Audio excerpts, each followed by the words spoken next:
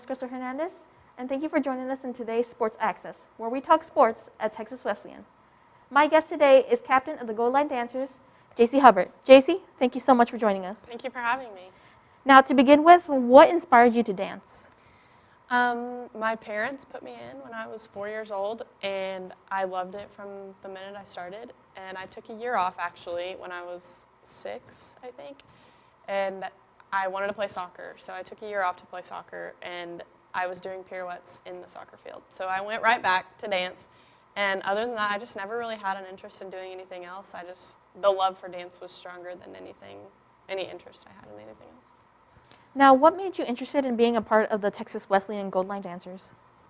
So my sophomore year of high school, I met our coach, Emily Snow, the coach here, and she introduced me to the team and the team atmosphere, what it all is about, and how she runs her team, and I was interested in it then, and then my senior year, I connected with her again and came and did a campus tour and actually started thinking about like the academic part of college and just thought this would be a really good fit for me all around. Now, I know you do competitions along with your team, so what kind of preparations do you guys do in order to get ready for those competitions? So our preparation really starts in August, even though we don't compete until January. Well, January is when competition season starts, because we do football season through the fall. But in August, we have a lot more time to get the fundamentals and the basics and get the team unity happening in August. So then in January, when competition comes, it just goes a lot smoother. And yeah, whenever we get ready to go to competition, it's just getting our dances. We have guest choreographers come in to choreograph a dance for us, and then we learn it and drill it, and just getting our technique as high as it can be before we leave. Now, as captain of the Gold Line Dancers, what are some of the qualities that you think that you excel in, and what are some of the qualities that you think you can improve on? I would say qualities that I excel in are leadership. Of the 4 years I've been on this team, I've been captain for 3. So I'm able to get things done efficiently. Something that I need to improve on is I'm very to the point and very cut and dry about it sometimes, so I could be a little more diplomatic when it comes to that. And what do you think, hopefully your team says good things about you, how do they see you as captain? I am not the person to ask that, but I would say they probably see me as experienced. A lot of the freshmen come and ask me just random questions that don't really even have anything to do with dance a lot of times. It's just like a new environment and a new team and college and all of these things, and being able to balance school and work and dance, and just being a college student. I'm a senior, and so there's a couple seniors on the team I know that a lot of the freshmen kind of look up to, just more in, I guess, life and college student than dance, I guess you could say. Yeah, and it must be a very hard thing to balance both being captain as well as the responsibilities of being a student. Oh, yes, it is. But it's all about time management. It is. Yeah. We're going to take a quick break, so stay tuned.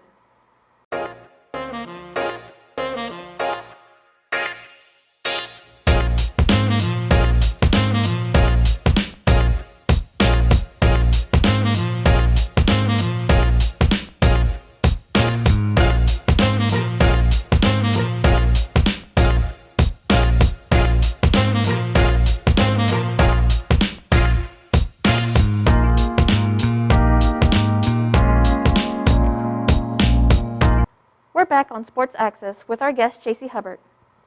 Now, back in May, you competed in the 2021 Nationals hosted by the dance team in Union in Orlando, Florida. So, you competed in the jazz, placing 4th, and hip-hop as well, and placing 6th. So how did you feel about competing in those and placing 4th and 6th? Yeah, so I was honored to compete on both jazz and hip-hop team. We audition for both dances. Every year when we go to nationals, we audition for each dance that we're taking, and not everyone is in each dance for a number of reasons. But I was fortunate enough to be in both for nationals this year, and it was super exciting. I was just honored to go, and with COVID and everything, it was just a blast. It was a success that we got to go. As far as placing 4th and 6th, we placed 4th and 6th in 4th in jazz and 6th in hip hop. And the way Dance Team Nationals works is there's prelims on day 1, and then depending on each category, they'll take a certain amount of the top, like say there's 10 dances, they'll take the top 5 to finals the next day. So we qualified, and it depends on how many there totally are altogether. So we qualified in both for finals, which was super exciting. We have never qualified for jazz finals as a team ever. So that was just a big milestone that we qualified for jazz finals, and then that we were 4th on top of that was also super exciting. We had a lot of mistakes on day 1 of jazz prelims, but we pulled it together and turned it around for finals. I was really proud of the 4th place. Like I said, we hadn't even gone to finals in jazz. We took a jazz to nationals 2 years ago and didn't make finals. So just the fact that we made finals was a big deal. And then as far as hip hop goes, we were proud of 6th. That routine was really fun. It was choreographed by one of our members, and it was just a lot of fun. It was high beat, and it was entertaining. It was a lot of fun to do. It was fun to watch, fun to perform, so we were just proud to be there. Now, you did mention how COVID affected you, how you were fortunate enough to go to those competitions. Now, what were some of the protocols that you guys had to do while you were going to those competitions? Yeah, just the same as every COVID protocol going on, really. It was temperature checks daily, all the time, masks. As far as performing goes, we were allowed to take our mask off to perform. So we would be the next in line to perform, and we could take our mask off. And as soon as we walked off stage, you had to put it back on. And the only people allowed to not have masks on were the dancers that were performing in the moment. So, yeah. And when traveling in buses, do you also have to keep your mask on as well? Yes. Yeah. And you competed in both competitions and for those teams, so your passion would be with dance. So was there any mentor that helped you grow your passion? Yeah, my mom actually was a dancer growing up, so I think a lot of the love for dance comes, I wouldn't say it comes from that, but it's cool to share that with her. And when I go home and talk about dance and what's going on, she understands. So that's exciting, and I love that me and her can share that together. And then coaches, my coach right now at Texas Wesleyan, she is awesome, and she's a big mentor. She's done a lot of really incredible things with her dance career, and she's built this program. She was a Cowboys cheerleader. She was Dolphins cheer director. So just being able to look up to her and all the things that she's done, it makes it exciting to see what is possible as a dancer. And then my first dance teacher ever when I was 4 years old is actually still my dance teacher 18 years later, and she still choreographs my solos, and it's been cool to grow up with her. Now you seem to really enjoy dance. You seem to love it. It's pretty much your calling. Is there a particular dance that you like? Like, is there a certain category? Yes. So there's a bunch of styles in dance. I'm trained in all of the studio and dance team styles. So that would be like ballet, tap, jazz, hip hop, pom, lyrical, all of those things.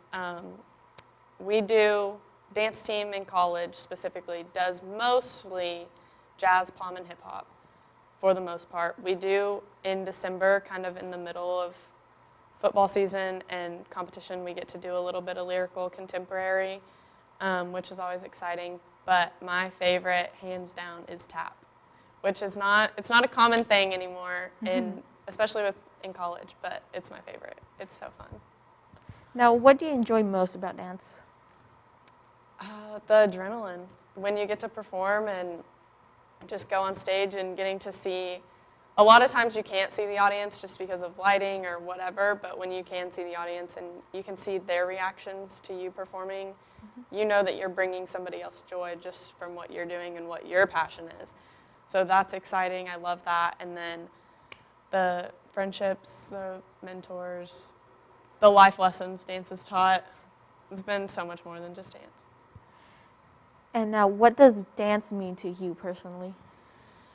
Dance to me personally, it's a home for me. It's a home for a lot of girls and boys that do dance, and it's a place of expression, which is super cool that's different than, I guess, like normal sports where it's like go out and play the game and win.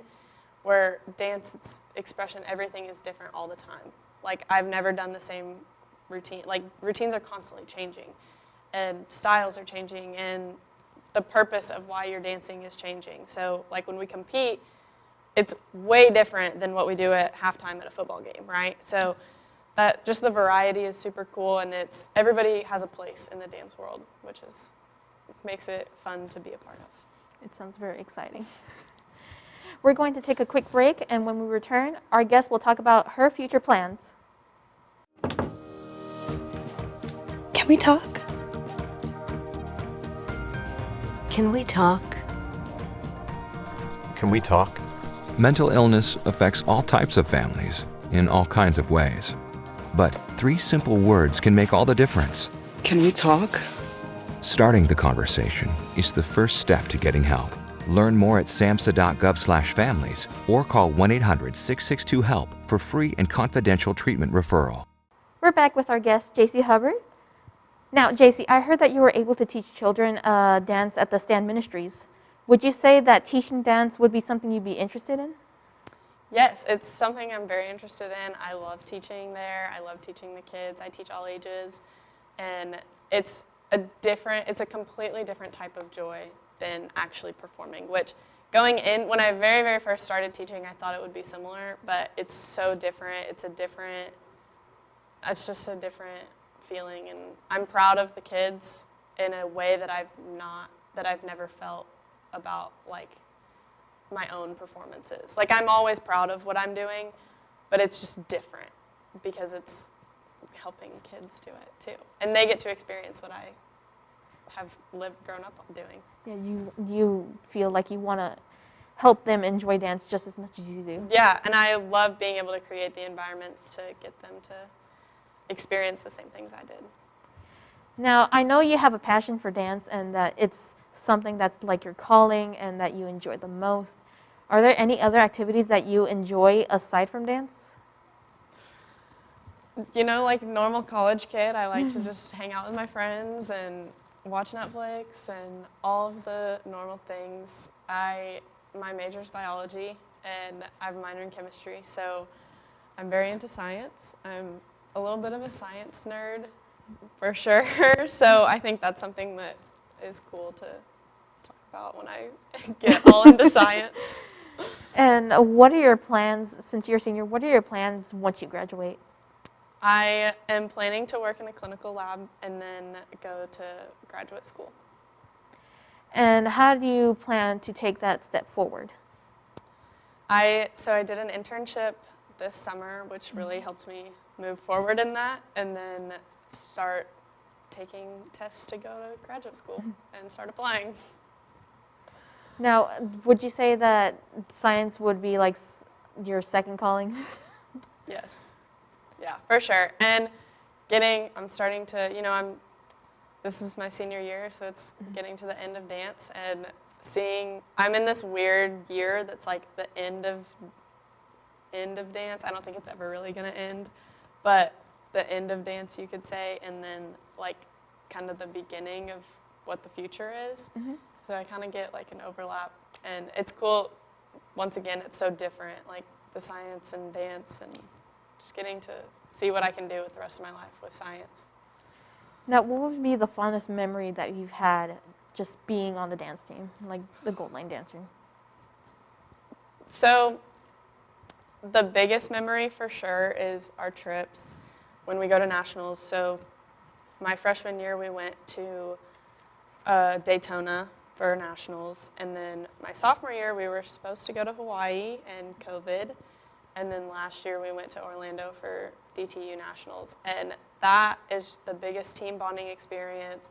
It's so much fun. All of the hard work that you've put in, you get your 2.5 minutes on stage to show the last 10 months of work that you've put in, because that's how it is. You start working in August, and you literally get 2.5 minutes on stage to show everything that you've worked on. So that, and just being able to spend a week with my best friends in Florida competing. I get to be in Florida with my best friends dancing. Can't get much better than that. So those are for sure the biggest memories. But then it's the little things too, you know, like the team has all of our little inside jokes, and when we come to practice and just kind of like hang out with each other. A lot of the little things are pretty fond memories too. Well, thank you so much, Jacy, for sharing your experiences and what you plan to do with your career afterwards, and showing us how much you just enjoy dancing and the career that follows that. Yeah, thank you for having me. Yes, and thank you, everyone, for tuning in to today's Sports Access. Don't forget to follow us on Facebook at The Rambler and on Twitter and Instagram at The Rambler TWU. This is Crystal Hernandez. Rambler TV.